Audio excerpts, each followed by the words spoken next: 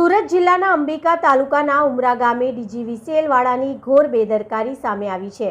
ગ્રામજનો દ્વારા છેલ્લા 10 દિવસથી મૌખિક તથા લેખિત ફરિયાદ કરવા છતાં ડીજીવીસીએલ વાળા ગ્રામજનો સાથે ખોખોની રમત રમી રહ્યા હોય એવું લાગી રહ્યું છે।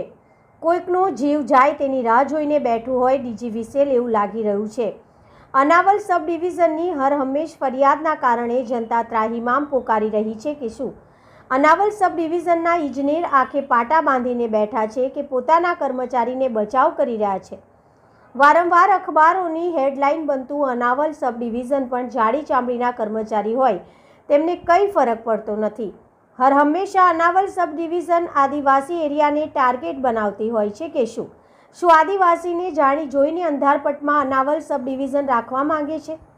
અનાવલ સબ ડિવિઝનના ઇજનેર આદિવાસીઓને ઉર્જા હેઠળ રાખવા નથી માંગતા કે શું?